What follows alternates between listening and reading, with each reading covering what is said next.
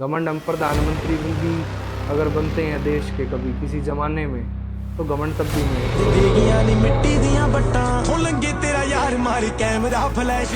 12 साल का एक बच्चा फ्लेवर्ड हुक्का कंज्यूम कर रहा है और उसमें भी पुलिस हम पर एक्शन लेने की बात कर रही है। डूसू प्रेसिडेंट से पुलिस वाला तू तड़ाक करके बात कर रहा है। क्या डूसू प्रेसिडेंट किसी से तू तड़ाक करके बात नहीं करता? तेरी नौकरी नहीं छुड़वा दी। तो क्या संगठन अब हमें दबाने का प्रयास करेगा कि हम वाइस प्रिंसिपल से बात भी नहीं कर सकते? इनडायरेक्टली बीजेपी के कैंडिडेट्स एबीवीपी को सपोर्ट करते हैं और फिर एबीवीपी के स्टूडेंट्स ये कहते हैं कि हमारा बीजेपी से कोई लिंक नहीं है। कभी उस पुलिस वाले को ये नहीं कहूंगी कि नौकरी से हटवा दूंगी। तेरी नौकरी नहीं छुड़वा दी। फिर रौनक ने बदतमीजी करी है। बच्चा बात नहीं कर पा रहा, नहीं का बात कर रहा बच्चा है। ले आइयो यार। कि आपने गौरव का अपमान किया क्योंकि रिसर्च प्रोजेक्ट है।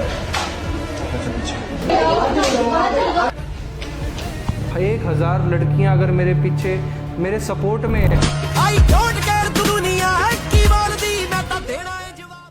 उनका मुख्यमंत्री या प्रधानमंत्री की नहीं है। वहाँ एक डायरेक्टर ने कहा था मैं आपको जूतों से पिटूंगी। देश की सबसे बड़ी यूनिवर्सिटी के अध्यक्ष अपने साथी रौनक खत्री भाई स्टेज पर हमारे बीच में है। भाई रौनक खत्री के लिए एक बार जोरदार तालियां बजाओ। नमस्कार, द किरण यादव शो पर आप सभी का बहुत स्वागत करती हूँ। और आज के मेरे जो मेहमान है वो किसी के लिए हीरो है तो किसी के लिए विलेन है, किसी के लिए अगर नायक है तो किसी के लिए खलनायक है। लेकिन वो बेबाक है, वो निडर है, अपनी बात रखते हैं तो ठोक कर अपनी बात रखते हैं, अगर कोई एक्शन लेते हैं तो ठोक कर एक्शन लेते हैं। अब बहुत सारे लोगों का ये कहना है कि उस इंसान जैसे 15-20 नेता अगर हमारे देश में आ जाए तो इस देश का बेड़ा पार हो जाए। लेकिन कुछ लोगों का ये भी कहना है कि स्टूडेंट पॉलिटिक्स में क्या होता है, हल्ला मचाना होता है और हल्ला मचाने से ही नाम होता है। तो ये नाम बनाने के लिए सिर्फ हल्ला मचाया जा रहा है। उन पर आरोप ये भी लगाए जाते हैं कि वो लाइमलाइट में रहने के लिए ये सारी हरकतें करते हैं। क्या हरकतें करते हैं इसके बारे में भी वीडियो में हम बातचीत करेंगे। लेकिन अगर आप दिल्ली की राजनीति में थोड़ा सा भी दिलचस्पी रखते हैं तो उसे थोड़ा जूम आउट करके देखिए, आपको 2-3 नाम मिलेंगे और उनमें से एक नाम है जो आज के मेरे मेहमान हैं और उनके समर्थक उन्हें मटका मैन भी कहते हैं। Please welcome DUSU president mister Raunak. Bhagat Singh गए हो तो पैरों को सुनाने के लिए धमाकों की जरूरत होती और मैं धमाके करने वाला जी। आपका बहुत स्वागत करती हूँ। बहुत बहुत शुक्रिया जी। 2024 में डूसू का रिजल्ट आया, आप प्रेसिडेंट बनते हैं और उसके बाद शायद 7 महीने हो चुके हैं आपको प्रेसिडेंट बने हुए। मैं चाहूंगी कि आप अपने ये जो पॉडकास्ट है वो अपनी टैगलाइन के साथ ही स्टार्ट करें, जो आपकी टैगलाइन है उसके साथ। और मुझे ये बताइए कि आप तब से डूसू प्रेसिडेंट की चेयर पर बैठे, आपको कैसा लगा? पर्सनल लाइफ में क्या कुछ चेंजेस आए? चेंजेस काफ़ी आए, टाइम का चेंज सबसे ज़्यादा आया। फैमिली को टाइम उतना नहीं दे पा रहा, आज भी नहीं दे पा रहा। और फैमिली के साथ साथ दोस्त जो पुराने थे वो भी ये कह रहे हैं कि तू डूसू प्रेसिडेंट बन गया तो हमें भूल गया। पर वो बात वो समझ चुके हैं कि नहीं, ऐसा नहीं है। सिचुएशन ऐसी है कि दिल्ली यूनिवर्सिटी को और पूरे देश को आज अगर हमारी आवाज़ इतनी बुलंद है कि वो पूरे देश तक जाने का काम कर रही है, तो हर यूनिवर्सिटी में हमें जाने की ज़रूरत है, उनकी आवाज़ बढ़ने की ज़रूरत है। इस वजह से टाइम की शॉर्टेज जो है वो देखने को मिली है। जो आपने टैगलाइन से स्टार्ट करने की बात करी, तो वो टैगलाइन मैंने नहीं दी, वो स्टूडेंट्स की दी हुई टैगलाइन है, वो मटका मैन की टैगलाइन एज इन इनकलाब जिंदाबाद। साथियों, इनकलाब जिंदाबाद कोई टैगलाइन नहीं है। इनकलाब जिंदाबाद एक अंतरात्मा की आवाज़ है जो देश के अंदर बदलाव चाहती है। एक ऐसा बदलाव जो छात्र हितों के साथ साथ जो हमारी जैसी युवा पीढ़ी, चाहे वो रोजगार को लेकर परेशान हो, उनके मुद्दों में इनकलाब लाना इनकलाब जिंदाबाद है। तो हमारी भावनाएं हैं, उसी से ही हम स्टार्ट करते हैं हर एक वीडियो को। साथ ही साथ आपने पूछा कि डूसू प्रेसिडेंट बने हमें 7 महीने हो चुके, क्या बदलाव हमें देखने को मिले या क्या बदलाव एज अ प्रेसिडेंटशिप के बाद लेकर आए हैं। तो सबसे पहले हमने जो शुरुआत करी थी, बहुत लंबे अरसे से डीयू का स्टूडेंट पीने के पानी और बेसिक इंफ्रास्ट्रक्चर के लिए परेशान था, तो उसको लेकर एक कमेटी का रिफॉर्म करवाना वीसी साहब के द्वारा, वो मेरे टेन्योर में हुआ है। और उस कमेटी का मेन फोकस जो बेसिक इंफ्रास्ट्रक्चर प्रॉब्लम स्टूडेंट्स को हैं उनको रिजॉल्व कराना, उनकी कंप्लेंट्स को सुनना, क्योंकि वीसी साहब हर एक स्टूडेंट को सुनने के लिए असमर्थ हैं, क्योंकि उनके पास अपना टाइम इतना यूटिलाइज हो जाता है इधर उधर की एक्टिविटीज में, क्या हो सकता है स्टूडेंट की, एक नॉर्मल स्टूडेंट की आवाज़ उन तक नहीं पहुंच पाती। तो उन्होंने 5 लोगों की कमेटी बनाई जिसमें director south campus, joint proctor से लेके अनेकों अफसर शामिल हैं, साथ में डूसू का रिप्रेजेंटेशन भी शामिल है। तो हमारी समस्याएं उस कमेटी तक जाती है और कमेटी उन समस्याओं को सुनकर उनको रिजॉल्व कराती है। तो ये आज तक के इतिहास में पहली बार हुआ है कि डूसू को ओवरलुक करने के लिए भी एक कमेटी बनी है कि उनकी प्रॉब्लम्स को एक अलग कमेटी के जरिए से सुना जाए। उसके बाद जब हमने स्टार्ट किया तो वुमेन सेफ्टी एक बहुत बड़ा इशू रहा है हमेशा से दिल्ली यूनिवर्सिटी में। तो हमने सीसीटीवी कैमरेज की डिमांड की थी और हमारी डिमांड के 1 महीने के बाद टेंडर फ्लोट होता है और 700 कैमरेज पूरे डीयू के अंदर इंस्टॉल होते हैं, चाहे वो हॉस्टल हो, चाहे वो कॉलेज हो, चाहे वो रोड्स के ऊपर हो। एक छोटी सी डिमांड थी कैमरे की जो पिछले लंबे समय से 10 सालों से चलती आ रही थी कि कैमरेज डीयू में होने चाहिए, सेफ्टी के लिए होने चाहिए, सिक्योरिटी के लिए होने चाहिए, पर आज तक कभी उसने ध्यान नहीं दिया, ना किसी डूसू के लीडर ने उस चीज पर ध्यान दिया। उसके बाद हमने बस की डिमांड की कि बस सेफ्टी को लेकर जो बस होती है नॉर्मल, मेट्रो से लेके कॉलेज जाने तक की सुविधा के लिए फ्री बस 2 बसें डीयू के द्वारा हमारे टेन्योर में स्टार्ट की गई, जो एक नॉर्थ कैंपस में और एक साउथ कैंपस में चल रही हैं एट प्रेजेंट।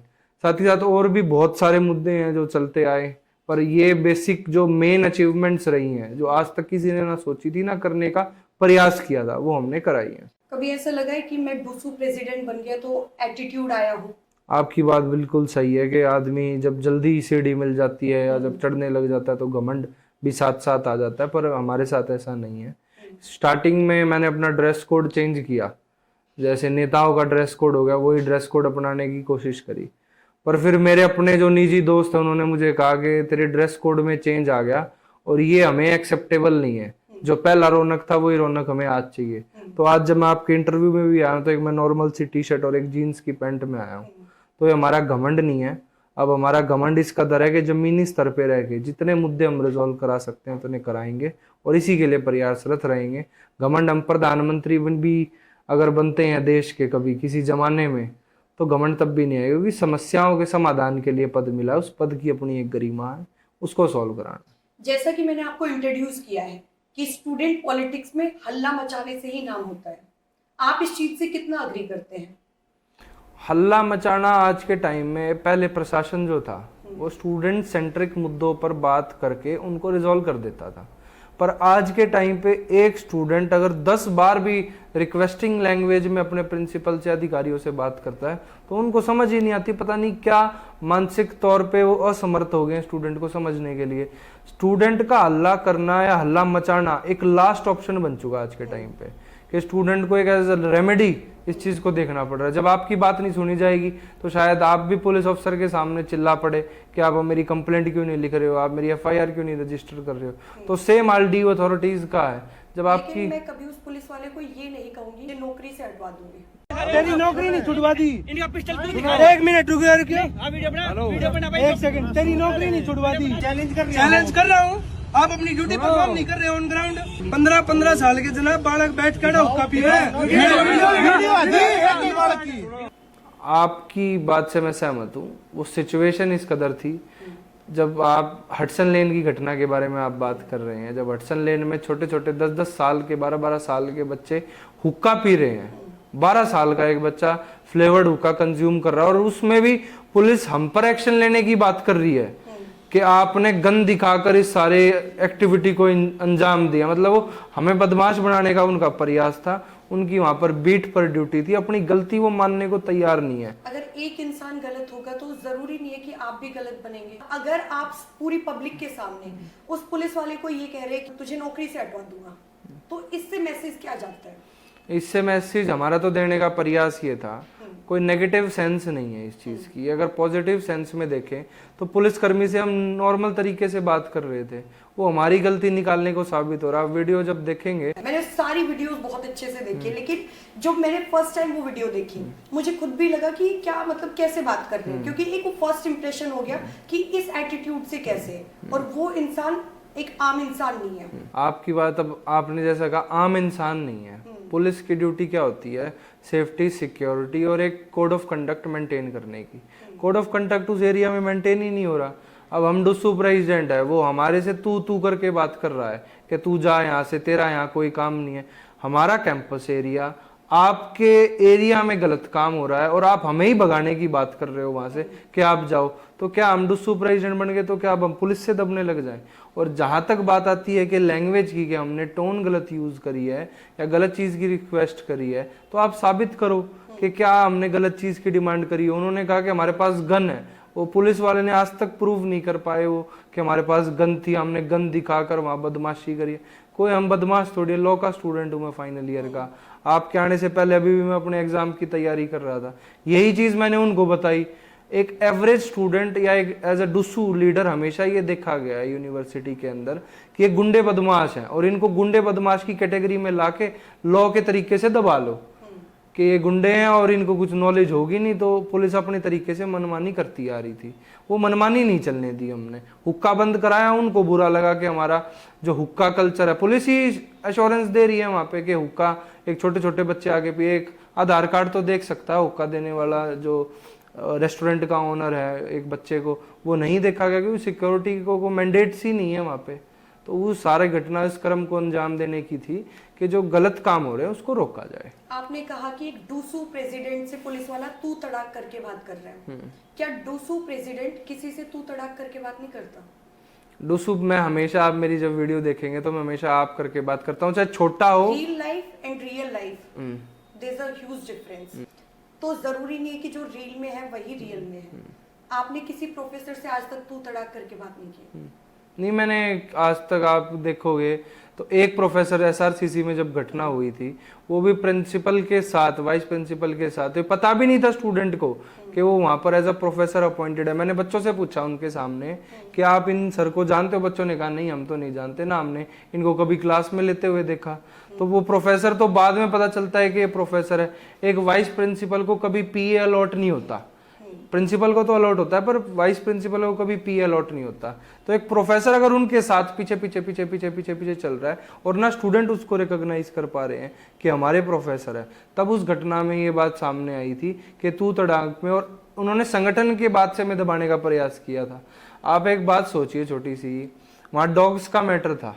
हम कॉलेज जाते हैं, वाइस प्रिंसिपल हमें बात करने से मना कर देती है कि मैं अभी बात नहीं करूंगी। साथ में उनका जो असिस्टेंट प्रोफेसर थे जो हमें दबाते हैं, वो ये कहते हैं मैं संगठन से हूँ, आप संगठन की ताकत को नहीं जानते। ये बात उन्होंने मेरे से करी।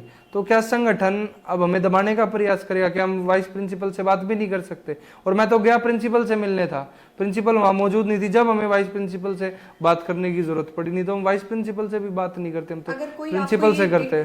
जानकारी दे रहे हैं कि हम संगठन से हैं, तो इसका मतलब ये थोड़ी ना है कि वो आपको दबाने की कोशिश कर रहे हैं। नहीं, अगर आप एक बात बताइए, संगठन की बात कहाँ से आ गई? मैंने तो कोई बात नहीं करी कि मैं एनएसयूआई संगठन से हूँ।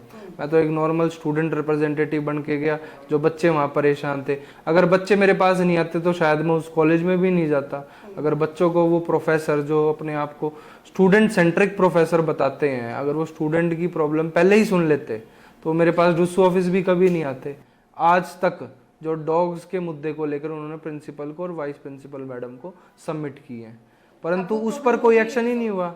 4 फीडिंग पॉइंट्स बनाए हैं, बच्चे 6 की रिक्वेस्ट करे थे। पहले तो फीडिंग पॉइंट्स के लिए ही मना कर दिया था कि हम कोई फीडिंग पॉइंट नहीं देंगे, ये सारे अनस्टरलाइज्ड डॉग्स हैं और हम डॉग्स की कम्युनिटी अपने कॉलेज में नहीं कर सकते। बल्कि एनवायरमेंट का और एनिमल एक्ट ये कहता है कि डॉग्स जहाँ पर भी हों उनको अपना एनिमल राइट है। पर प्रिंसिपल को पसंद नहीं थे डॉग्स, या जो भी उनका रीजन था उनको हटाने का, तो उन्होंने फीडिंग पॉइंट्स के लिए भी मना कर दिया था।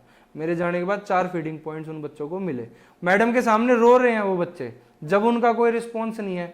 मतलब इतने ह्यूमैनिटी, एक डॉग्स के लिए तो चलो आपने दिखाई नहीं, कम से कम बच्चों के लिए तो दिखा दो जो 150 एप्लीकेशन सबमिट कर चुके हैं। उसके बाद ये बर्ताव अगर हमारा बदतमीजी कहलाता है तो बिल्कुल हम इस बात को मानने के लिए तैयार, हम बदतमीज हैं।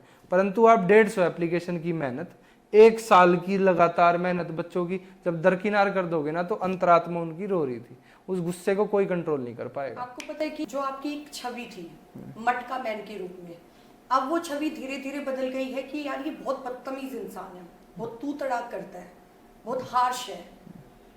तो अब आपकी छवि वैसी बन गई है, क्यों बनी हुई है? ये दो पर्सपेक्टिव्स हैं। आपका मानना है कि छवि हार्ड हो गई है, मेरा मानना नहीं है। मैं Maximum- आपके सोशल मीडिया को चेक चलो सोशल मीडिया पे भी आप कह सकते हैं, दोनों टाइप के आपको कमेंट्स मिलेंगे। ऐसा नहीं है कि सिर्फ नेगेटिव ही हैं, पॉजिटिव्स भी होते हैं, नेगेटिव भी होते हैं हर चीज़ के।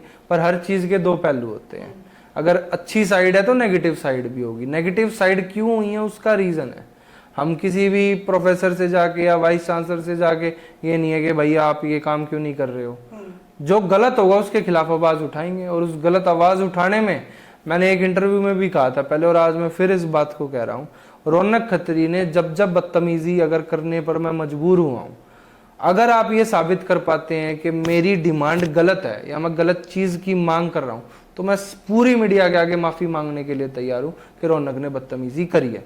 पर अगर मेरे उस केस में मेरी गलती साबित नहीं होती है, टीचर की या फैकल्टी की गलती सामने आती है निकल करके, तो वो फैकल्टी भी रिस्पॉन्सिबल होनी चाहिए अपने एक्शंस के लिए जो वो बच्चों को परेशान कर रहे हैं। अब मैंने आपका जितना सोशल मीडिया चेक किया तो लोग कह रहे हैं कि आप तो अपना एक्शन ले लेते हैं, आप तो प्रोफेसर्स को एकदम हड़का के चले जाते हैं, लेकिन उसका भुगतान किसे करना पड़ता है? हम लोगों को करना पड़ता है। उसका हर्जाना हम लोगों को भुगतना पड़ता है। वो प्रोफेसर्स हमारी बात नहीं सुनते हैं।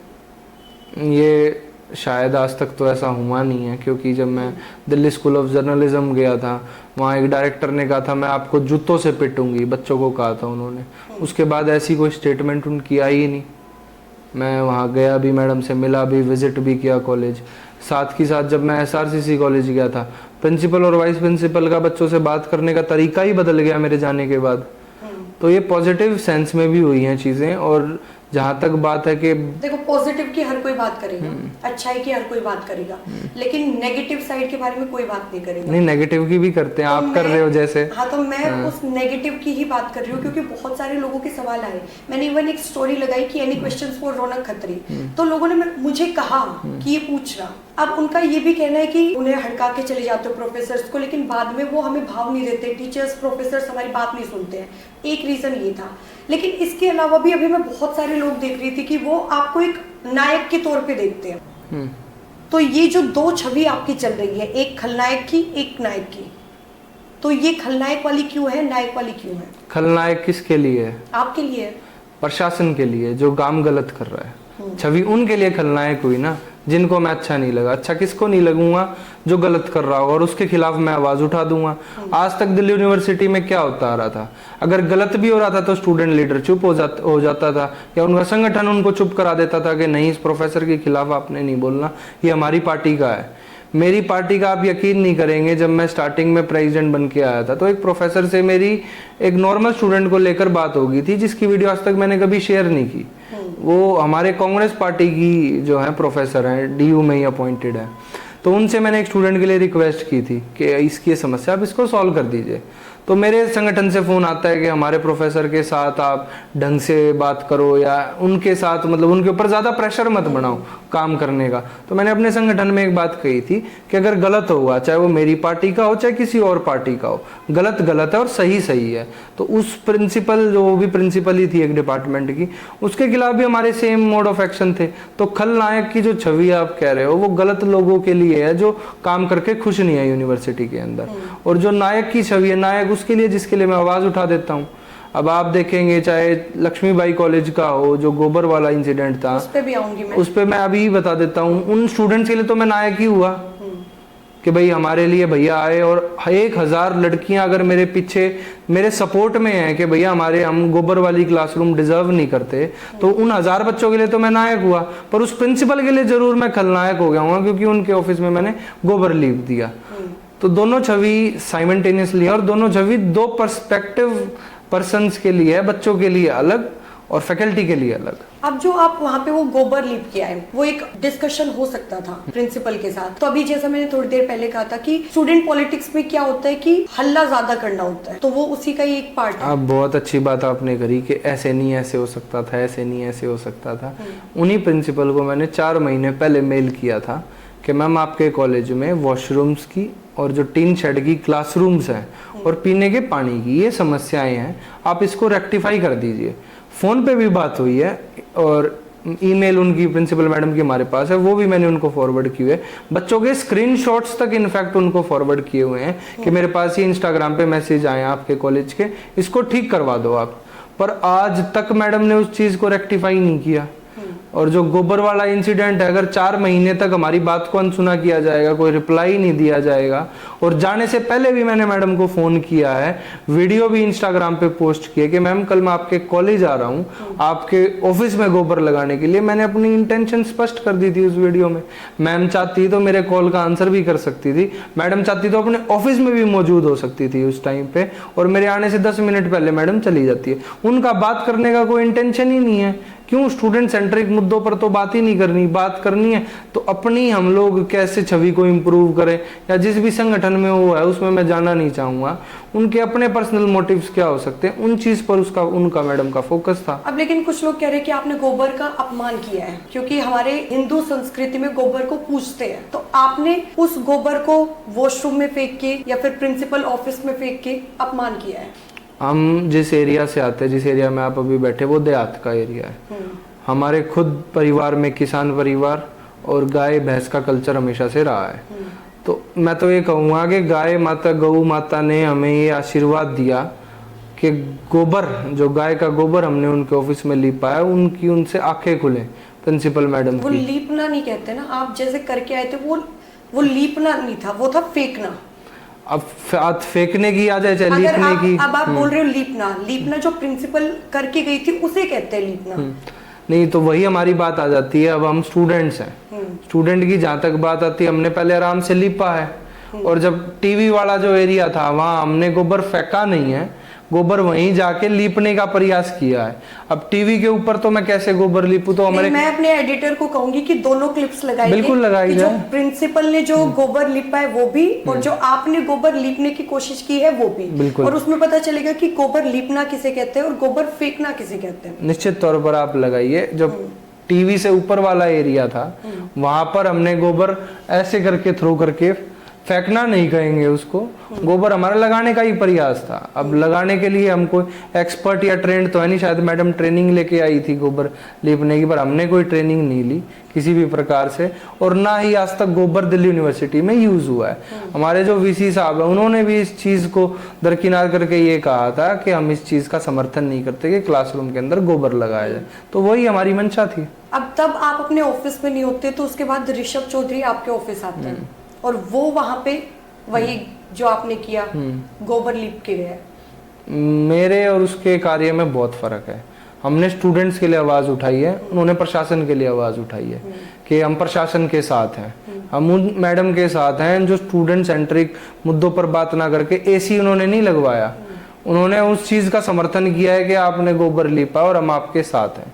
तो स्टूडेंट सेंट्रिक मुद्दों पर उनका ध्यान नहीं है, उनका ध्यान प्रशासन की जी हजूरी करने पर ध्यान है। कि अगर आप ऑफिस में नहीं है और आपके पीछे से आके किसी ने आपके ऑफिस में गोबर लीप दिया, तो उसके खिलाफ कोई एक्शन नहीं होता है क्या? एक्शन, अब हमने डीसीपी सर को कंप्लेंट कर दी, एसएचओ मॉरिस नगर को भी कंप्लेंट कर दी। कब की थी ये? तभी उसके अगले दिन ही हमने कर दी थी। अभी कोई एक्शन हुआ है फिर? एफआईआर के लिए मैंने रिक्वेस्ट करी है, पर डीसीपी सर ने अभी तक कोई एफआईआर रजिस्टर नहीं करी है। उससे पहले मैंने ऑफिस लॉक करने की भी एफआईआर के लिए एप्लीकेशन दी थी, पर वो भी एफआईआर अभी तक रजिस्टर नहीं करी गई है।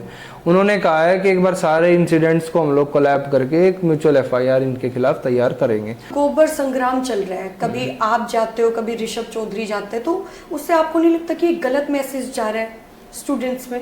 निश्चित तौर पर हम गए थे तो हम स्टूडेंट्स के लिए गए थे। तो हार के बाद से आप उनका इंस्टाग्राम जब चेक करेंगे तो उन्होंने सिर्फ उन्हीं मुद्दों को उठाया जिन मुद्दों को मैंने उठाया। क्या यूनिवर्सिटी में और मुद्दे नहीं बचे?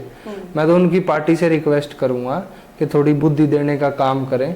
राजनीति किसी को नीचा दिखा के या नीचा करके नहीं राजनीति होती है, राजनीति काम करके अपने आप को ऊपर ले जाने की चीज होती है। आप स्टूडेंट्स की प्रॉब्लम सॉल्व करने के लिए एक प्रयास उनका मुझे दिखा दे कि ये उन्होंने प्रयास करके इस बच्चे की प्रॉब्लम को रिजॉल्व कर दिया, वो आज तक नहीं है ऐसा। तो फेम लेने के चक्कर में, कुछ चंद फॉलोअर्स बढ़ाने के चक्कर में अगर आदमी इस चीज पर प्रयासरत है तो वो करते रहो, हमें उससे कोई फर्क नहीं पड़ता। फॉलोअर्स बढ़ते हैं घटते हैं तो इस चीज से फर्क पड़ता है? किसे? मुझे? अभी जैसा आपने कहा कि ऋषभ चौधरी चंद फॉलोअर्स को बढ़ाने के लिए ये सारी हरकतें कर रहे हैं, तो आपको लगता है कि फॉलोअर्स कम ज्यादा ये मैटर करता है? बिल्कुल मैटर नहीं करते। जब आप काम कर रहे हो तो दुनिया आपको देखेगी। Exactly. आप काम नहीं करोगे, आप गलत चीजों को प्रमोट करोगे। आप उनके कमेंट सेक्शन जाके देखिए, वो इंटरव्यू में कहते हैं कि मैंने 10,000 फेक अकाउंट्स उनके खिलाफ बनवा रखे हैं। मेरी खुद की वीडियो पे 10,000 कमेंट्स नहीं होते, मैं उनके खिलाफ क्या फेक कमेंट्स करवाऊंगा। मतलब इतनी छोटी छोटी टुच्ची बातों पे और राजनीति पर स्तर ड्यू का गिरा दिया है। हमारा मकसद ही कार्यनीति था। मैं यही आपसे सवाल पूछने जी। वाली थी कि एक दिल्ली विश्वविद्यालय एक ब्रांड है, एक नाम है, और उसमें अगर ये सारी हरकतें होती है तो बाहर के लोगों में भी गलत मैसेज जाता है निश्चित कि तौर पे। डीयू में क्या होता है यार, कुछ नहीं होता, पढ़ाई वढ़ाई तो होती नहीं, रील बनती है, गुंडागर्दी होती है, सिर्फ यही होता है। अब आप जहाँ तक बात करेंगे, मेरा प्रयास हमेशा से कार्यनीति का रहा है। और जैसे ही राहुल गांधी आए, आप देखिए पूरा एबीवीपी का संगठन, आरएसएस का संगठन सिर्फ एक चीज पर फोकस था कि राहुल गांधी जी डीयू ऑफिस कैसे आए।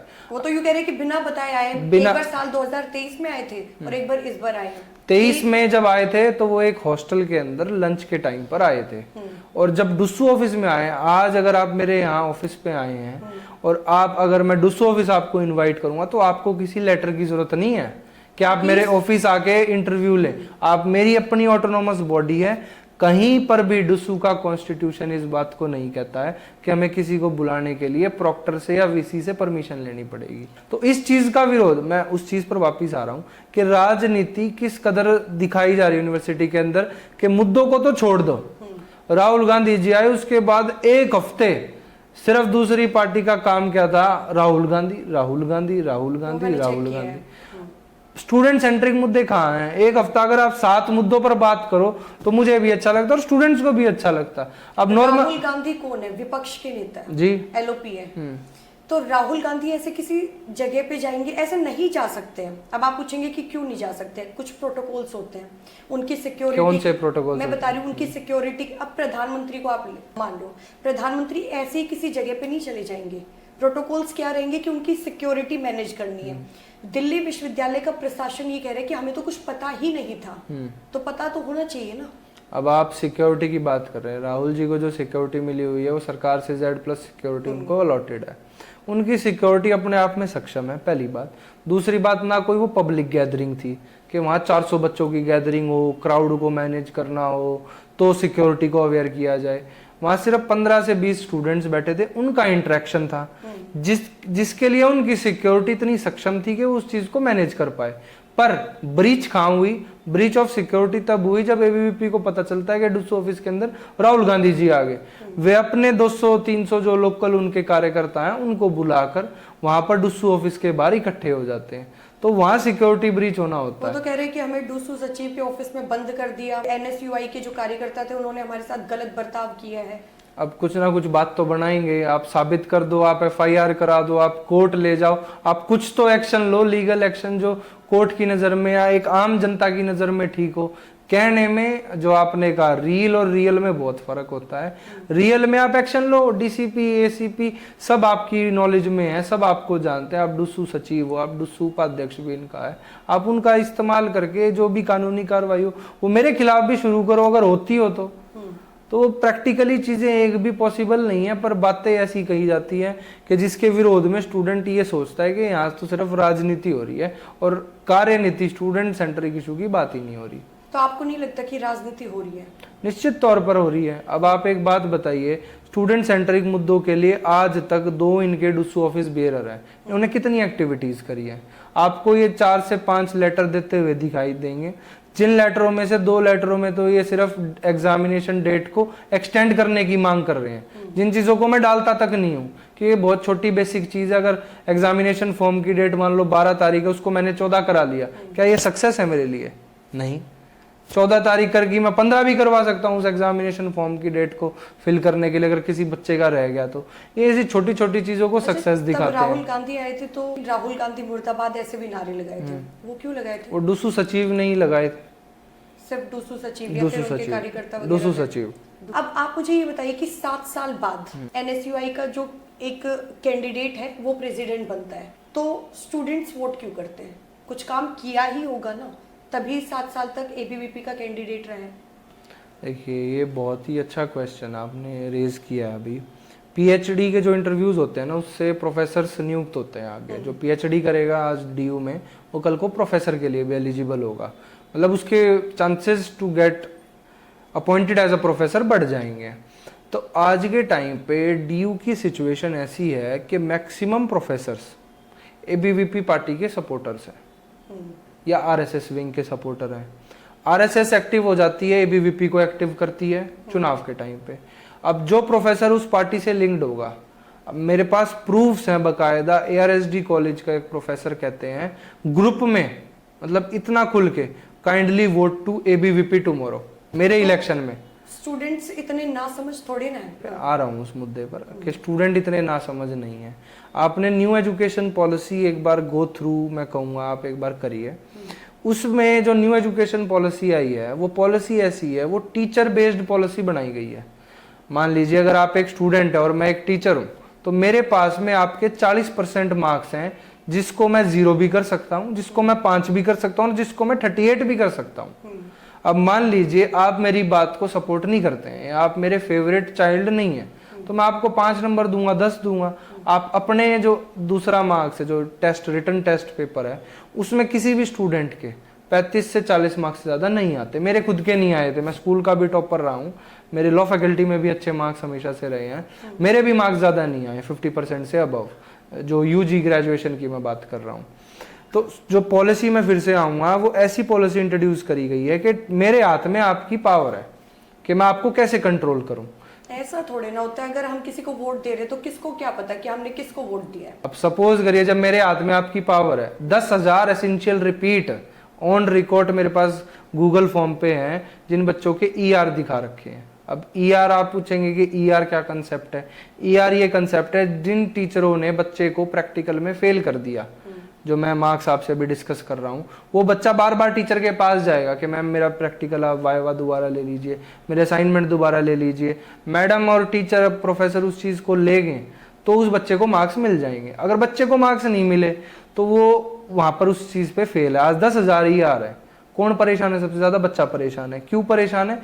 न्यू एजुकेशन पॉलिसी के बाद परेशान है। अब सारे सर्कमस्टांसेस को समझते हुए जो प्रोफेसर उस पार्टी से लिंक्ड होगा, मैं ये नहीं कह रहा सारे प्रोफेसर लिंक्ड है, मान लीजिए 50% भी लिंक्ड है, तो वो आपको क्या कहेंगे, भाई पार्टी ज्वाइन करो। आपने पार्टी ज्वाइन कर रखी है, बच्चा कहेगा नहीं सर, कहेंगे एबीवीपी अच्छी पार्टी, आप उसको ज्वाइन करो, उनको ज्वाइनिंग कराएंगे, अपने आगे सारी चीज़ों को उसका प्रोसेस उसको बताएंगे बच्चे को, बच्चा ज्वाइन कर गया एबीवीपी में। अब इनिशियल नॉन इनिशियल तौर पे वो उसका फाइनल वोटर बन गया।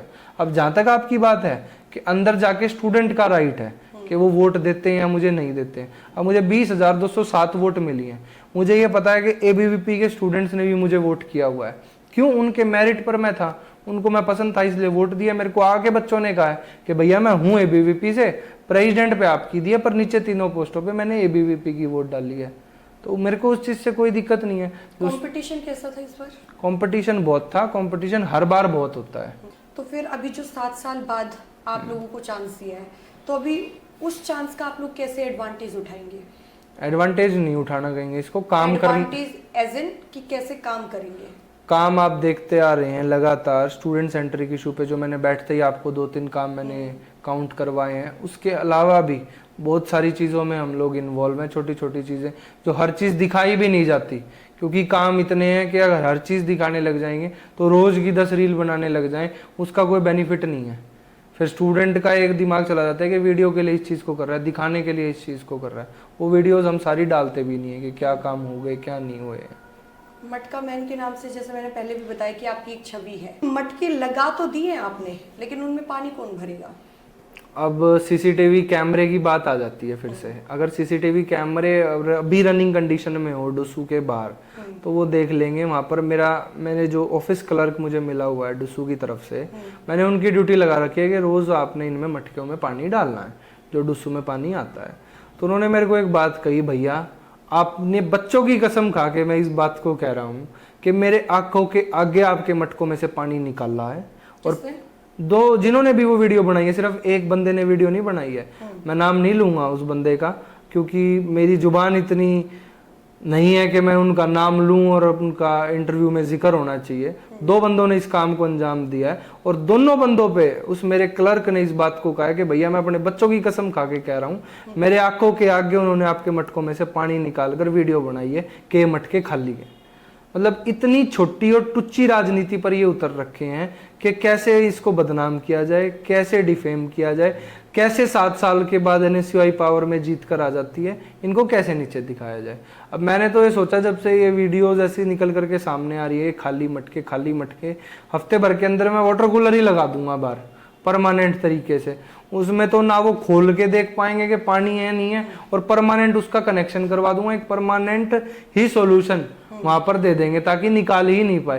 क्यों 100-200 लीटर का वाटर कूलर उठाकर तो पानी निकालेंगे नहीं, लॉक हो जाएगा तब उसको निकाल नहीं पाएंगे। तो वो तोड़ेंगे तो वो वीडियो सामने आ जाएगी कि मटके को तो पानी खाली कर देंगे तो 20 लीटर का मटका आप खाली कर सकते हो, 200 लीटर का वाटर कूलर उनसे खाली नहीं होगा। तो मैं तो वो इंस्टॉल कर दूंगा, हमने तो काम करना आगे भी करते रहे। वो खुलेआम चैलेंज दे रहा है तो खुलेआम रेलते भी हैं। खुलेआम चैलेंज आपने मेरे समर्थक का तो सुन लिया, खुलेआम चैलेंज आपने मैं सुन के आई हूँ, मैं जो दूसरी दोनों पार्टी साइड का है शायद आपने वो मैं चैलेंज दोनों नहीं साइड का सुना। सुन के आई हूँ। तो अब चैलेंज अगले ने दिया है, चैलेंज मेरे समर्थक भी देंगे, मेरे को खुल के खुद जवाब देने की जरूरत नहीं है।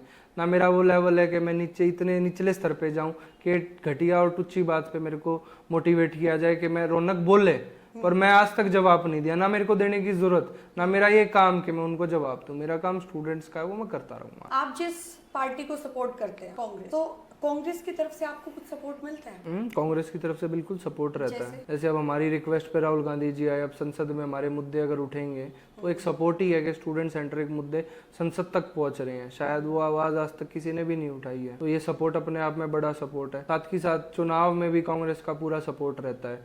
रेखा गुप्ता जी ने तो ABVP कैंडिडेट्स के नाम पर बच्चों को शालीमार बाग में मूवी दिखाई थी। तो इनडायरेक्टली बीजेपी के कैंडिडेट्स ABVP को सपोर्ट करते हैं और फिर ABVP के स्टूडेंट्स ये कहते हैं कि हमारा बीजेपी से कोई लिंक नहीं है। कितनी झूठी पार्टी है ये। बच्चे तो ये कह रहे हैं ABVP के कार्यकर्ता कि हमारा बीजेपी से कोई लिंक नहीं है, और बीजेपी के लीडर ABVP के कैंडिडेट्स के नाम पर बच्चों को ही मूवी दिखा रहे हैं। NSUI का मतलब लेना देना है रौनक खत्री से? क्यों नहीं लेना देना, मैं पार्टी का हूँ फिर NSUI का। सोशल मीडिया अगर आप देखते तो वो शायद आपको फॉलो नहीं करते हैं। NSUI इंडिया वाला पेज है, नहीं फॉलो करते वो NSUI इंडिया के सोशल मीडिया हैंडलर से पूछना पड़ेगा। मेरे को इस चीज़ से कोई फर्क नहीं पड़ता, सोशल मीडिया से हम बहुत ऊपर हैं। जमीनी स्तर पर NSUI के हर प्रोग्राम में हम साथ रहते हैं, कोई मतभेद या मनभेद नहीं है। आपने ABVP क्यों नहीं चूज की, NSUI ही क्यों चूज की है? झूठ से भरा हुआ संगठन है। जैसे कि अभी एक, हाँ निश्चित तौर पे अभी एक एग्जांपल दिया आपको, स्टूडेंट कहते हैं हम बीजेपी के नहीं है, बीजेपी कहती है कि हमारी ABVP छात्र संगठन नहीं है, और दिखाने के नाम पर फिर जब चुनाव आ जाता है तब ये मूवीज और सारे बीजेपी के नेता स्टॉल लगाकर अपने कॉलेजों के बाहर बैठते हैं। इस चीज के बारे में मैं रिसर्च करूंगी अभी जाने के बाद निश्चित तौर पर रेखा गुप्ता ने जो मुख्यमंत्री है, मैं आपको वीडियो ही भेज दूंगा, मैं आपको वीडियो शेयर कर दूंगा और बच्चों की भी शेयर कर दूंगा आपको, जो ये कह रहे हैं कि हमारा ABVP से कोई नाता नहीं है। अभी आप CM आवास पे गए थे, रेखा गुप्ता जी के आवास पे, वहाँ पे एक लेटर भी छोड़ के आए। तो अभी आपने जैसे बताया कि हमने प्रोफेसर से बहुत बार बातचीत करने की कोशिश की है, लेकिन प्रोफेसर की तरफ से कोई जवाब नहीं आया, वो उस मूड में ही नहीं थी कि हमसे बात करे। तो आपने क्या रेखा गुप्ता जी से कोई बातचीत करने की कोशिश की थी लेटर देने से पहले? लेटर देने से पहले उनको मेल भी किया हुआ, जो CMO वाली ID है उनके घर पे लेटर भी पोस्ट कर रखा है, जो शालीमार बाग वाला उनका एड्रेस है। हमने मीटिंग का भी टाइम उनसे मांगा था। उनका एक PA है, जो PA नहीं है मतलब उनके साथ ही रहा है पूरे इलेक्शन में। मैंने उनसे भी रिक्वेस्ट की थी कि एक बार मैम से मीटिंग का टाइम हमारा फिक्स करवाओ, पर अब अदर संगठन से हो गए और उनको डुस्सू प्रेसिडेंट अपना समय याद नहीं आ रहा, तो उन्होंने मिलने का समय हमें नहीं दिया। तो उसके बाद हमने लेटर सोचा कि मैडम जाएंगी अपने घर में प्रवेश करेंगी, तो शायद जब ये हमारे लेटर उनको दिख जाए। फिर अब वो वीडियो आपकी वायरल भी हो रही है, लोग कह रहे हैं कि आपको स्वास्थ्य की नहीं बनाना आता, आप किस उंगली से बनाना चाहिए? मेरी उंगली पर चोट लगी हुई थी जब मैंने शीशा तोड़ा था, आज भी उंगली मेरी सूजी हुई है, मैं ऐसे ऐसे करूँगा तो इसमें दर्द होता है, तो ये कारण था उसका। वही है, सोशल मीडिया पे तो दो पहलू हैं, एक तरफ दूसरा सिक्का, एक तरफ दूसरा सिक्का पहलू का, तो वो चीज़ हर चीज़ नहीं बताई जाती ना दिखाई जाती। ऑफ कैंपस के कितने मुद्दे उठाए आपने? ऑफ कैंपस की मैं बात करूँ तो सबसे पहले मैं अदिति कॉलेज ही गया था, उस वीडियो पर भी मैं व्यूज़ की बात नहीं करूंगा, पर वो वीडियो इतनी वायरल हुई कि मैडम के मेरे पास इतने बार फ़ोन आए कि बेटा इसको डिलीट कर दो, बेटा इसको डिलीट कर दो। मैंने मैडम से कहा मैम जो ये समस्या पे मैंने वीडियो बना रखी है आप इनको पूरा कर दो, मैं वीडियो डिलीट कर दूंगा तत्काल प्रभाव से। तो मैडम ने कहा चलो मैं इनको ठीक कराती हूँ, पर वो ठीक कराने के बाद आज तक मेरे पास फ़ोटोज़ नहीं आई। यहीं बवाना का कॉलेज है, दीति महाविद्यालय का। सिमिलरली स्वामी श्रद्धानंद कॉलेज में मैं गया था, वो अलीपुर का कॉलेज है, ये आउटर कॉलेजेस की मैं बात कर रहा हूँ। तो वहाँ पर भी हमने सेम प्रिंसिपल से रिक्वेस्ट की थी, उन्होंने भी काम करे हैं। एक हमारा लास्ट प्रयास है भगिनी निवेदिता और भास्कराचार्य कॉलेज का, वो बिल्कुल आउटस्कर्ट्स पे बेस्ड है ना। वहाँ तो हमारे वीसी साहब कोई कार्यक्रम कराते हैं ना, किसी और पार्टी का कभी वहाँ ध्यान गया है। लड़कियों का कॉलेज है भगिनी निवेदिता कॉलेज, और वहाँ पर ट्रैवल करने के लिए भी बस मेट्रो से वहाँ जाने के लिए 50 से 55 मिनट का रास्ता है, और 2 बसें वहाँ खराब पड़ी हुई हैं जिनको ठीक भी किया जा सकता है और जो बच्चों के लिए यूज़ भी हो सकती है। आप उनकी कंप्यूटर लैब की हालत देखोगे तो एक भी कंप्यूटर नहीं चलता है। मतलब बहुत ही निचले स्तर पर वो कॉलेज इंफ्रास्ट्रक्चर के नाम पर है। 200 के अंडर कितने कॉलेज आते हैं? 52 90 नहीं 52 और पूरे दिल्ली यूनिवर्सिटी में कितने अप्रोक्स 90 कॉलेज हैं। अब छात्र राजनीति से जितने भी नेता निकलते हैं, चाहे फिर वो जीतू पटवारी हो या फिर रविंद्र सिंह भाटी हो, तो उनमें एक अलग आग सी होती है। अब लोग कह रहे हैं कि वही आग हमें रौनक खत्री में देखने को मिल रही है, और आने वाले टाइम में ये बंदा, ये इंसान दिल्ली का मुख्यमंत्री बनेगा। ऐसी कोई प्लानिंग्स है कि पॉलिटिक्स में प्रॉपर घुसना है, मुख्यमंत्री तक भी जाना है, प्रधानमंत्री तक भी जाना है? मंशा मुख्यमंत्री या प्रधानमंत्री की नहीं है। प्रधानमंत्री देश का चाहे कोई भी बने, चाहे उसमें रविंद्र भाटी बने या कोई भी बने XYZ, हमारा एक प्रयास है जो हमारे मुद्दे हैं उनको आप सॉल्व कर दो। मेरी फिर प्रधानमंत्री बनने की जरूरत ही नहीं है। मैं हमेशा से एक बात एज अ डुस्सू प्रेसिडेंट कहता आया था।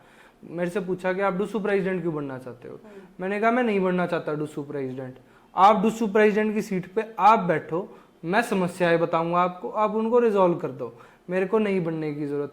मेरी अपनी पढ़ाई की एकेडमिक्स की लाइफ इतनी अच्छी है कि मैं एडवोकेसी भी कर सकता हूँ, मैं लिटिगेशन भी कर सकता हूँ, मैं जो मन होगा मैं फ्रीली अपनी लाइफ जी सकता हूँ, क्योंकि पॉलिटिक्स में लाइफ बिजी हो जाती है, पर्सनल स्पेस के लिए टाइम ही नहीं बचता। तो मैंने यही बात पहले कही थी और यही बात मैं आज कह रहा हूँ। कोई मेरी मंशा नहीं है कि मैं दिल्ली का मुख्यमंत्री बनूं या प्रधानमंत्री बनूं। अभी 2 साल बाद शायद पार्षद के चुनाव होंगे, तो उसमें जा सकते हो? नहीं, पार्षद में जाना ना जाना वो समय तय करेगा, पर पार्षद में As of now क्या प्लानिंग्स है? कोई प्लानिंग नहीं है पार्षद की। पर दिल्ली के अंदर बदलाव की बहुत ज़्यादा ज़रूरत है। 250 पार्षद आते हैं मेयर के अंडर में, और एक भी पार्षद ने आज तक जो मुख्य समस्याएं हैं, चाहे वो गली निर्माण की हो, चाहे नाली साफ कराने की हो, वो क्लियर कट नहीं है। तो उनके प्रयासों को अब मैं आने वाले समय में आवाज़ उठाऊंगा, और 2 साल लगातार पूरे दिल्ली और देश में मेहनत रोल करते मॉडल रहेंगे। कौन है आपका, जो छात्र राजनीति से जो निकला है नेता, उसमें से आपका रोल मॉडल कौन है? ऐसा सच कोई भी रोल मॉडल नहीं है। कोई भी नहीं है। फिर ये ऐसा बोलना कहाँ से सीखा, जो लोग कह रहे कि ये आग जैसी भाटी में है, जैसी पटवारी में है, वैसी सेम रौनक खत्री में भी है? सीखने के लिए मेरे पास कई नेता आते हैं, या जो आने वाले समय में डुस्सू लड़ना चाहते हैं, कहते हैं भैया स्पीच हमें सिखा दो आप, कि स्पीच कैसे देते हैं। मैंने कभी स्पीच नहीं ली, ना कभी मैंने बोलना सीखा। जो हमारी अंतरात्मा कहती है कि ये एक्शन लेना है या ये बात कहनी है, वो हम कहते हैं। तो कहीं से सीखा नहीं है इस चीज़ को। अगर किसी को डूसू प्रेसिडेंट का इलेक्शन लड़ना है तो उसके लिए क्राइटेरिया क्या होता है? क्योंकि मैं सुन रही थी 2-3 लोगों को, वो बोल रहे कि अगर मुझे डूसू प्रेसिडेंट का इलेक्शन लड़ना है तो क्या तो मेरे पास रुपए होने चाहिए, या फिर ये क्षमता होनी चाहिए कि मैं मेरी आवाज़ पे 70-80 लोग आ जाए। एक आवाज़ पे 70-80 तो नहीं, 500 से 1000 लोग आ जाएं, तभी आप किसी स्टूडेंट कम्युनिटी को रिप्रेजेंट कर सकते हो, क्योंकि 1.5 लाख बच्चों की आवाज़ है। और जहाँ तक रही पैसों की बात, तो पैसों की इतनी आवश्यकता नहीं है, मैं हकीकत तौर पे आपको बता रहा हूँ। फिर प्रचार कैसे करेंगे? प्रचार की जहाँ तक बात आती है, इस साल प्रचार जो हमारे टाइम से चलता आ रहा है और जो पहले भी चलता आ रहा था, अब की बार उस प्रचार पर रोक लगेगी। रोक कैसे लगेगी? प्रचार किया उसमें कितना खर्चा आया था? खर्चा मेरे को इस चीज़ का कोई आइडिया नहीं है, क्योंकि ये सारा सपोर्टर्स जितने हैं उन्होंने सपोर्ट किया था, पार्टी ने सपोर्ट किया था। खुद की जेब से कुछ नहीं? खुद की जेब से कुछ नहीं। तो मतलब आपका ये कहना है कि अगर किसी को डूसू प्रेसिडेंट का इलेक्शन लड़ना है तो सिर्फ भीड़ जुटाने वाली क्षमता होनी चाहिए। भीड़ जुटाने वाली क्षमता नहीं होनी चाहिए, एज अ लीडर की क्षमता होनी चाहिए जो छात्रों की बात रख दे, तो पार्टी भी आपको तवज्जो देगी। तो इससे पहले क्या फिर ऐसे कोई आप लोगों के कैंडिडेट नहीं आए थे NSUI के कि जो बच्चों की बात रख सके, या फिर उनमें कोई ऐसी क्वालिटी लोगों को दिखी नहीं? छात्रों नहीं, को दिखी बिल्कुल आए थे। अब जो लास्ट समय का जब चुनाव था 2023 का डुसू का, तब भी NSUI को 20,000 वोट मिले थे प्रेसिडेंट की पोस्ट पे। मुझे 20,207 वोट मिले हैं। पिछले साल 53,000 के करीब वोटिंग थी, अब की बार 51,000 के करीब वोटिंग थी। तो हर साल कैंडिडेट का जो बेस है वो एज ऑफ नाउ तो आवाज़ उठाने वाला ही है NSUI का। जब पिछले साल भी 20,000 आई हैं, अब की बार बढ़ के ही आई हैं, तो वो एक बेस बढ़ता जा रहा है धीरे धीरे, और देश के अंदर उसी बेस को बढ़ाने का मेरा प्रयास है। हरियाणा में एक पार्टी है, क्षेत्रीय पार्टी है, जननायक जनता पार्टी, उसी से ही है जो उनके प्रेसिडेंट है, उनके भाई है दिग्विजय चौटाला। तो उन्होंने आपकी तारीफ की, अभी कुछ देर पहले मैं उनकी वीडियो देख रही थी। उन्होंने बढ़िया कहा है कि चाहे वो कांग्रेस से हो या फिर किसी भी पार्टी से हो, लेकिन वो लड़का काम कर रहा है, छात्रों की आवाज़ उठा रहा है। तो तब ऐसी वीडियोज़ आती है तो आप मोटिवेट होते हैं? निश्चित तौर पर मोटिवेट होते हैं। दिग्विजय चौटाला जी से मैं कभी मिला भी नहीं हूँ आज तक, ना मेरी कभी बात हुई है, और मेरे काम उन्होंने देखे हैं और काम की अप्रिसिएशन उन्होंने करी है, और दूसरी पार्टी में होते हुए, तो एक काबिल तारीफ बात है। देश की राजनीति में अच्छे लोगों की ज़रूरत है, यही मेरी मानसिकता, और यही मानसिकता मेरे को जब उनका वीडियो मैंने देखा तो सुनकर लगी। तो आपको लगा कि पार्टी चाहे कोई भी हो, लेकिन लोगों की आवाज़ जो उठा रहा है वो सर्वोपरि है। नेता अच्छा होना चाहिए। पार्टियां तो देश के अंदर बहुत लंबे समय से चलती आ रही हैं, लीडरों की जरूरत आज देश को है। दीपेंद्र हुड्डा भी आए हैं जी, अलका लांबा भी आई है जी। तो वो आपको क्या मोटिवेट करके गए? अलका लांबा जी ने तो यही कहा था कि हाँ मेरा नाम लिखा हुआ है डुसू बोर्ड के ऊपर। कितने साल बाद आए थे? मैडम ने मैं ये कहा था 12-13 साल के बाद आ रही हूँ मैं, ऐसी स्टेटमेंट उनकी थी। 27 साल का था इनफैक्ट उन्होंने, 32 कहा था जितना मुझे याद। पहले 27 का था, फिर हो सकता है 32 का हो, कि मैं अब 27 और 32 साल के बाद आ रही हूँ, तो बहुत बड़ा इतिहास हो जाता है। इतने टाइम के बाद आप उसी ऑफिस में आ रहे हो जिसने आपको पहचान दी। तो दीपेंद्र हुड्डा आए हैं, अलका लांबा आई है, राहुल गांधी आए हैं, इसके अलावा और कौन आए कांग्रेस का बड़ा लीडर मोटिवेट करने के लिए? कांग्रेस के बड़े लीडरों में आने वाले समय में हम बुलाएंगे, सचिन पायलट साहब को भी बुलाएंगे ऑफिस के अंदर। मैंने सुना है कि आप उनके बहुत बड़े फैन हैं। फैन हैं, अच्छे लगते हैं, युवाओं की आवाज़ है। उनकी खासियत अच्छी लगती है? उनका जितना सरल स्वभाव है, उनके खिलाफ आप कितनी स्टेटमेंट्स अदर नेताओं की तो सुनेंगे। आपको लगता है कि उनका जितना सरल स्वभाव है उतना आपका भी है? सरल स्वभाव दूसरों पर टिप्पणी करने पर है, क्योंकि मैं कभी किसी पर आपको टिप्पणी करता हुआ नहीं दिखूंगा, किसी की बुराई करता हुआ नहीं दिखूंगा, क्योंकि हमें ज़रूरत ही नहीं है, हमें अपने काम पे ध्यान देना है। तो जो चीज़ें अच्छी हैं वो अडॉप्ट करते हैं।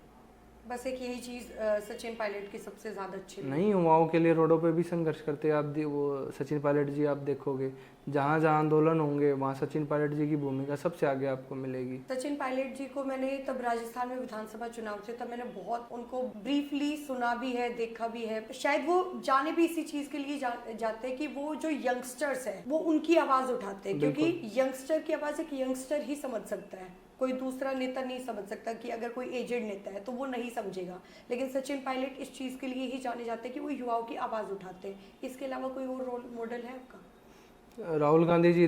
क्या लगता है कि राहुल गांधी और प्रधानमंत्री नरेंद्र मोदी में से सबसे ज़्यादा ईमानदार कौन है इन दोनों में से? राहुल गांधी जी। क्यों? आप प्रधानमंत्री क्यों नहीं है? देखो, नेता हमेशा वो अच्छा होता है जो अपने कान जमीन पर लगा दे। जमीन पर लगाना इन द सेंस जो जमीन से आवाज आ रही है एक आम आदमी की, उसको सुन ले। क्या नरेंद्र मोदी जी को ये नहीं दिख रहा कि हम इतने लंबे समय से पानी के लिए संघर्ष करते आ रहे हैं? वो पानी की व्यवस्था एक बार खुद सेंट्रल गवर्नमेंट से चेक करा दे। DU देश की सबसे बड़ी यूनिवर्सिटी है, वहां अगर हम इंफ्रास्ट्रक्चर की लड़ाई लड़ रहे हैं तो क्या प्रधानमंत्री जी की इन्वॉल्वमेंट नहीं होनी चाहिए वहां पर? क्या एजुकेशन मिनिस्ट्री की इन्वॉल्वमेंट नहीं होनी चाहिए वहां पर? होनी चाहिए, क्यों नहीं देते हैं? तो ये सवाल है। अब इस सवाल का जवाब देने के लिए वो कभी आंसरेबल ही नहीं है कि कम से कम एक रिप्लाई दे दे। मुझे मत दें, जर्नल तौर पर रिप्लाई दे दे, जर्नल तौर पर समस्याएं सुन ले। किसान 3 साल तक सिंघू बॉर्डर यहाँ से 2 किलोमीटर दूर है, बैठा रहा, अपनी मांगे मांगता रहा। क्या वो 3 साल तक का संघर्ष था कि जो 3 लॉज इंट्रोड्यूस करे गए थे उसको सुनाने के लिए किसानों को 3 साल लगेंगे? सर्दी, गर्मी, बारिश तीनों टाइम में रहा था वहाँ आंदोलन के टाइम पे, सरकार को सुनने में 3 साल लग गए। मतलब सोचने की बात, आश्चर्य की बात है देश के अंदर कि एक छोटे से मुद्दे को सुनाने के लिए हमें 3-3 साल का संघर्ष करना पड़ रहा है।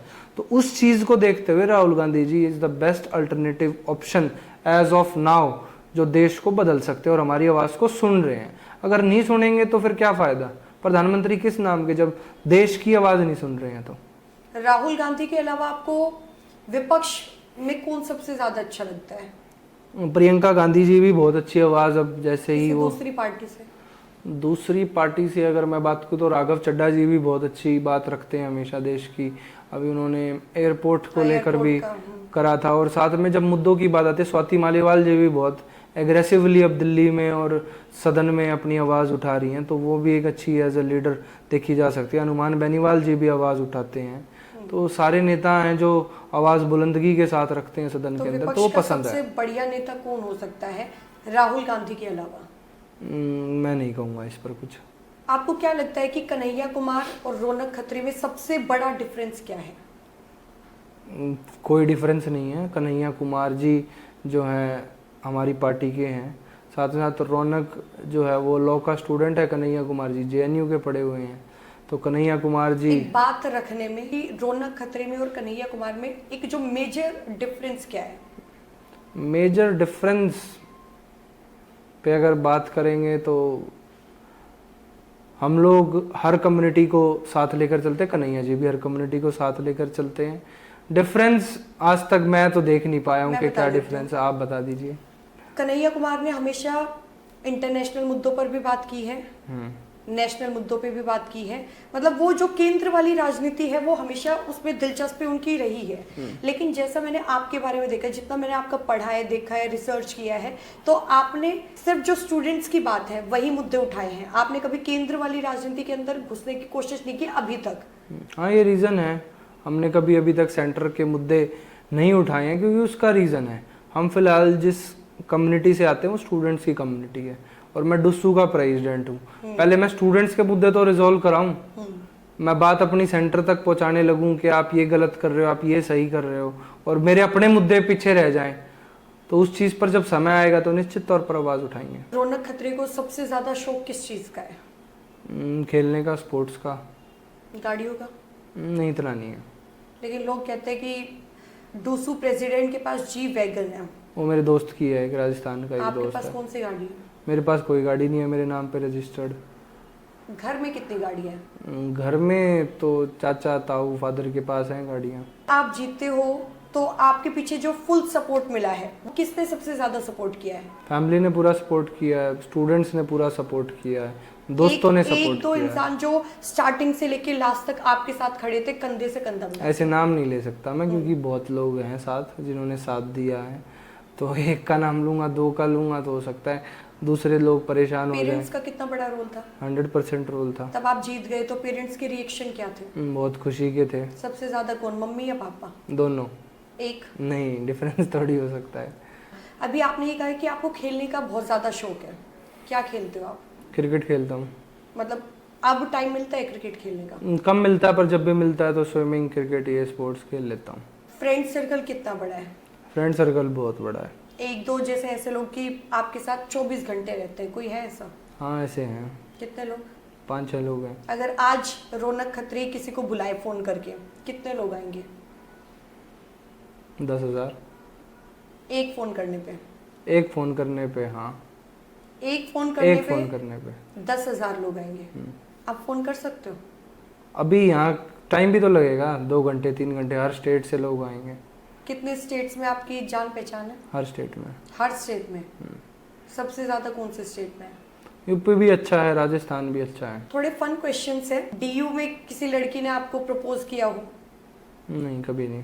या फिर रौनक खत्री को दिल्ली यूनिवर्सिटी में कोई लड़की पसंद आई हो? नहीं, मुझे नहीं आई कभी पसंद। आई नहीं या ना ही आगे आएगी? ना, मुश्किल है। शादी की प्लान्स क्या है?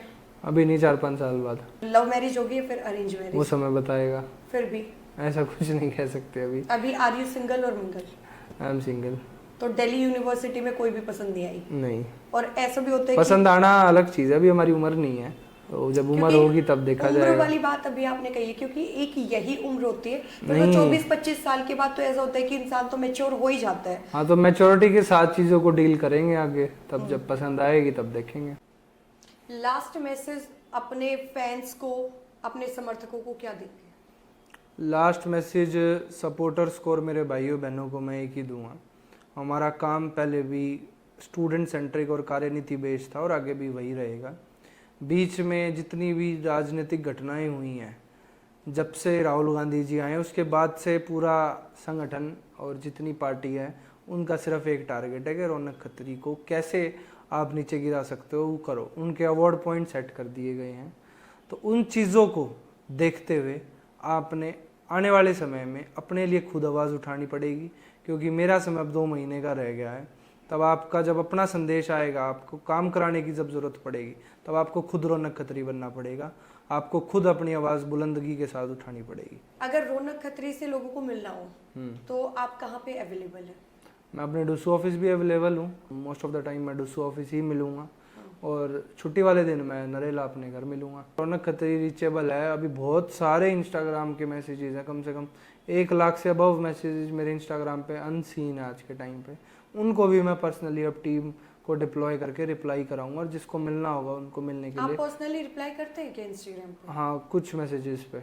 तो ये थे रौनक खत्री, और उन्होंने, जैसा कि मैंने पहले इंट्रोडक्शन में कहा था, कि बहुत ही ज़्यादा बेबाक है, निडर है, और अगर कोई एक्शन लेते हैं तो ठोक के लेते हैं। तो वैसी ही निडरता इन्होंने अभी अपने जवाब देने में दी है, बेबाक अंदाज में अपने जवाब दिए हैं।